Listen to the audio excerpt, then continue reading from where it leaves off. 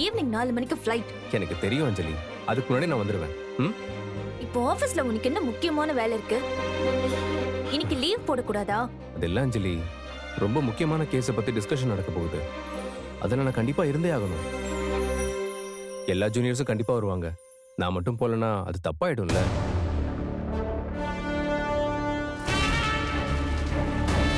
அது மட்டும் இல்லாம நான் ரொம்ப அட்வான்டேஜ் எடுத்துக்கிற மாதிரி நினைப்பாங்க. அப்படிலாம் யாரும் நினைக்க மாட்டாங்க.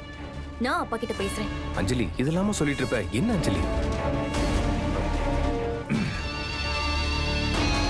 என்ன மாப்ள, இப்பவே கிளம்பிட்டீங்க? ஈவினிங் தானே ஃப்ளைட்டு? அவர் ஆபீஸ்க்கு கிளம்பிருக்காருப்பா. ஆபீஸ்க்கா? நீங்க தான் ஏதோ முக்கியமான கேஸ் விஷயமா பேசணும்னு சொன்னீங்களா? இல்லம்மா, நான் எல்லா ஜூனியர்ஸையும் ஆஜராக சொன்னேன்.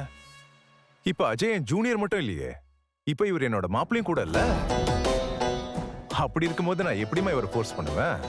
அதுவும் ஹனிமூன் போற அன்னைக்கு. அஜய், ஹனிமூன் தான் முக்கியம். நீ லீவ் எடுத்துக்கப்பா, நான் பாத்துக்கிறேன் எல்லாத்தையும். இல்ல வேணாம் அங்கிள், நான் வரேன். என்ன அஜய், அப்பாவே சொல்றாருல்ல, அப்புறம் என்ன? அஜய், நான் சொல்றத கேளுப்பா. வேண்டாம், மீட்டிங்ல நாங்க பேசிக்கிறோம்ப்பா. ஏதாவது முக்கியமான விஷயம் பேசினா கண்டிப்பா நான் உனக்கு போன்ல இன்ஃபார்ம் பண்ணிடுறேன்.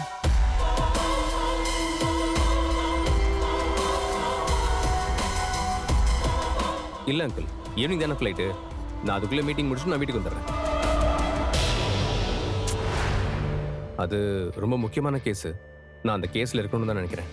நீ முதல்ல இவ்வளவு சின்சியரா இருக்கிறதே எனக்கு ரொம்ப சந்தோஷம்தான். அதே சமயத்துல என் பொண்ணு என்னை பத்தி என்னப்பா நினைப்பா? நான் சொல்றத கொஞ்சம் புரிஞ்சுக்கப்பா.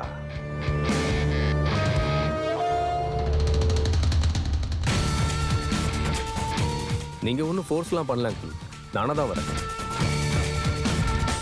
எனக்கு இந்த கேஸ் ரொம்ப முக்கியம். அப்புறம் உங்க விருப்பம் மாப்ள. அஞ்சலி, என்னடா வா.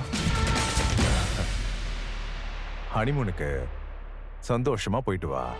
போற இடத்துல பார்த்து பத்திரமா இரு. ஏதாவது தேவைன்னா அப்பாவுக்கு ஃபோன் பண்ணு, சரியா? Happy journey. போயிட்டு வருமா? இங்க பாரு, நீ ரெடியா இரு. நான் ஷார்ப்பா 2 மணிக்கெல்லாம் வீட்டுக்கு வந்துடுவேன். ஓகே? நம்ம வீட்ல இருந்து டைரக்டா ஏர்போர்ட் போயிடலாம். சரியா?